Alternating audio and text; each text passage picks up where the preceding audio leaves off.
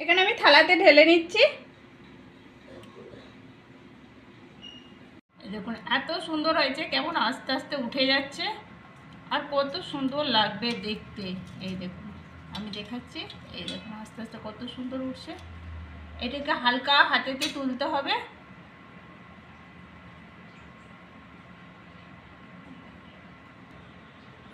এই দেখুন এখানে আমার তুলা হয়ে গেছে ভালো করে। আর এইটা দেখাচ্ছি, দেখুন কত সুন্দর হয়েছে। এই দেখুন উপর দিকটা নিচের দিকটা কত সুন্দর হয়েছে আর কত নরম হয়েছে।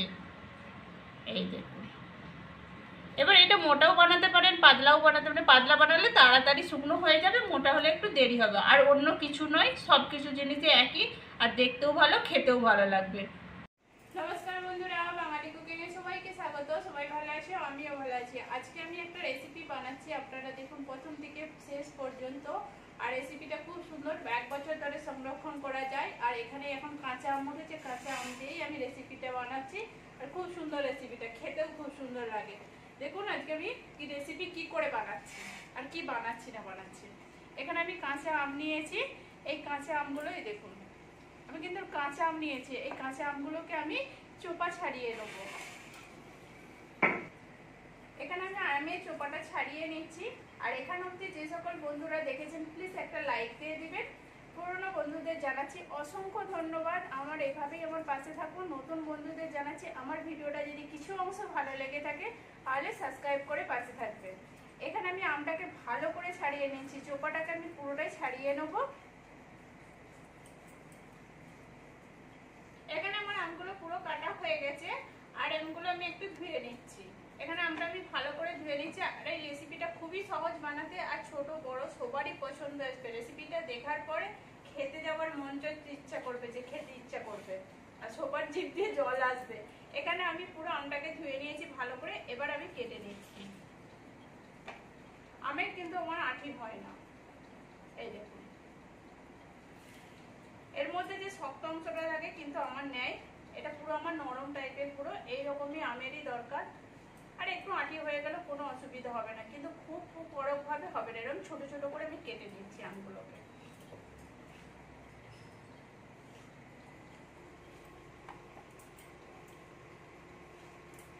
এখানে আমি সবগুলোই কেটে নেবো একইভাবে। আর আমের যে ভিতরে যে দানাটা রয়েছে সেইটা আমি ফেলে দেবো।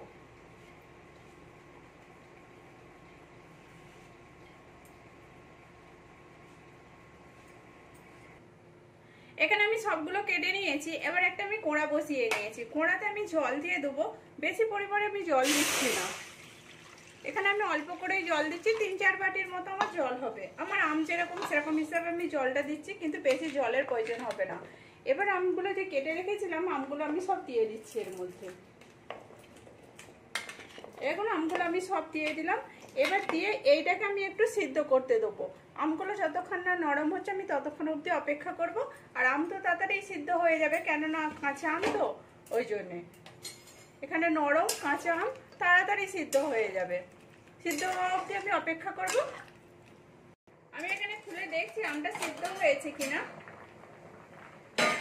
এই দেখুন আমি ঘেটে নিচ্ছি, আর আমটা সিদ্ধ হয়েছে নাকি আমি দেখেও নিচ্ছি। এই দেখুন আমটা পুরোটাই আমার সিদ্ধ হয়ে গেছে। আমি বলেইছিলাম যে তাড়াতাড়ি আমটা সিদ্ধ হয়ে যাবে। এবার আমি একটা ডালকাটায় করে একটু আমটাকে ভালো করে ম্যাশ করে নিচ্ছি, পুরো যাতে আমগুলো ভালো করে ম্যাশ হয়ে যায়। ভালো করে ম্যাশ করে নিচ্ছি, যাতে কোনো গোটা ভাবটা যেমন না থাকে। পুরো ভালো করে সব আমগুলোকে ভালো করে ম্যাশ করে নিতে হবে।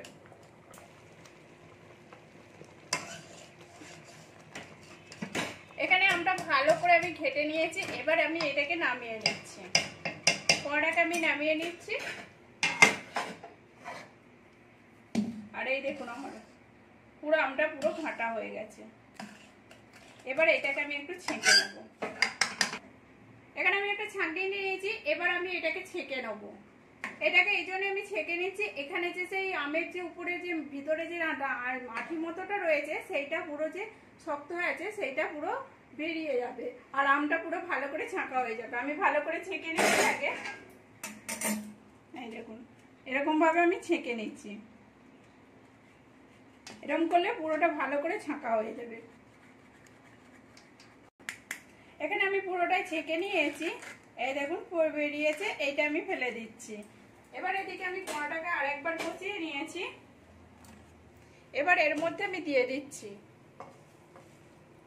এই দেখুন এর মধ্যে আমি পুরোটাই দিয়ে দিলাম। দিয়ে এবার এটাকে আমি নাড়তে থাকবো, একটু আমি নেড়ে নিচ্ছি।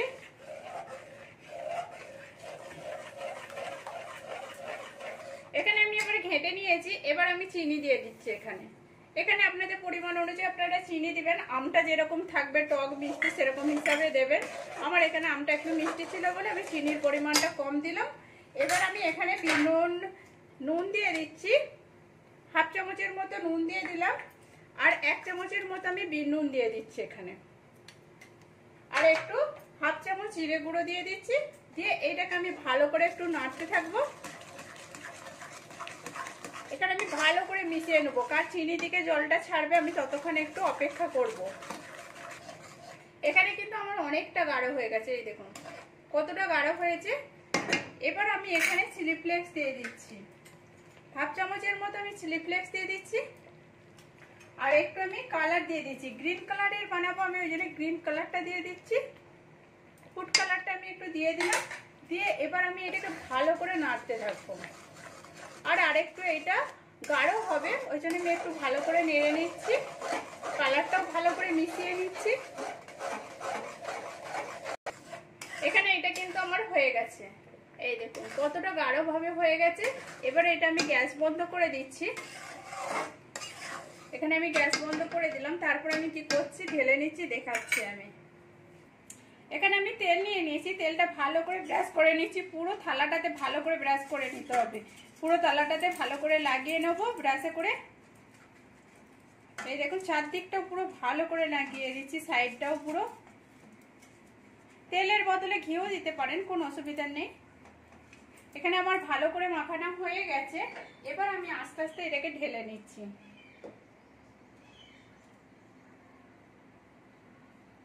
এই দেখুন আমি হাফটা এখানে ঢেলেছি, ঢেলে এটাকে আমি ছাড়িয়ে নেবো আগে।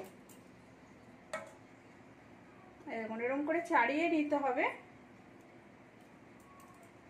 ছাড়িয়ে নিলে চারদিকটা জ্বলে পুরো ভালো করে হয়ে যাবে। আমার এখানে আরেকটু লাগবে।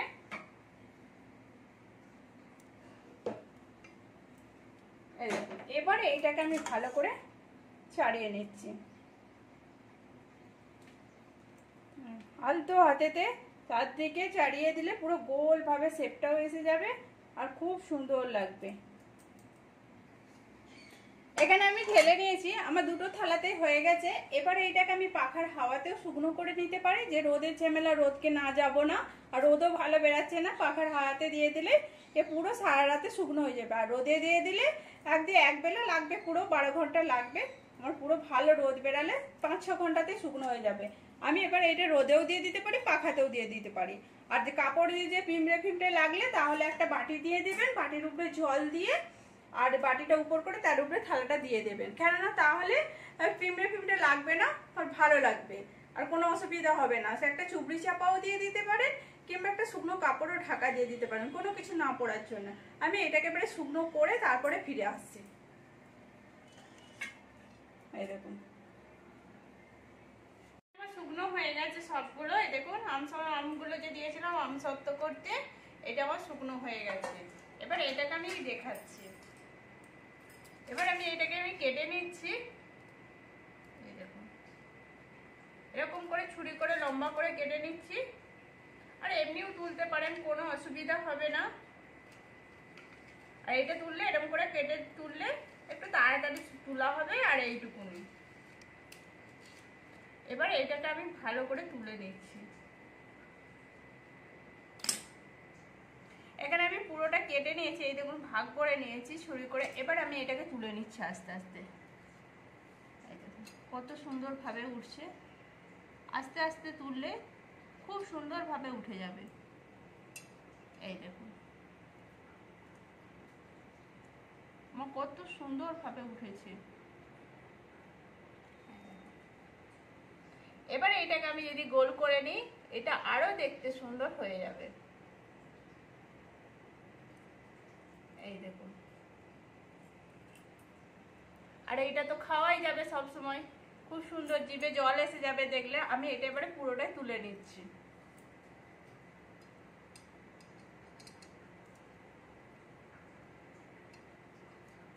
এখানে কিন্তু সাবধানে তুলতে হবে। এই দেখুন আস্তে আস্তে তো আমি তুলে নিচ্ছি, গোল করে করে তুলে দিলে হয়ে যাবে।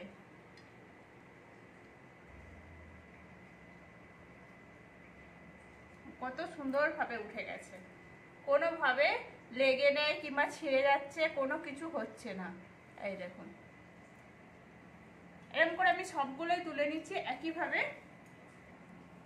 এখানে আমি সবগুলোই তুলে নিয়েছি, আর এইটা পাতলা ভাবে দেওয়া হয়েছে বলে এরকম হয়েছে। মোটা ভাবে দিলে আরেকটু ফুলে থাকতেও, অন্য কিছু হয় না, যে খারাপ হয়েছে সেরকম নয়, একইভাবে লাগছে। এই দেখুন এটা কতটা পাতলা হয়েছে, এইটা একটু মোটা হলে জিনিসটা আরেকটু ফুলে থাকতো। আর এইটা কেমন হয়েছে আমি সেটা দেখাচ্ছি। এই দেখুন কত সুন্দর নরম হয়েছে, আর এই দেখুন কত সুন্দর দেখতেও হয়েছে। এটা তো বেশ ভালোই লাগে, সারা বছর রাখা যাবে এরকম ভাবে। প্লিজ আপনারা এরকম করে বাড়িতে বানিয়ে দেখুন, আর কেমন হয়েছে সেটাও কমেন্ট করে বলবেন। ভালো লাগলে একটা লাইক করে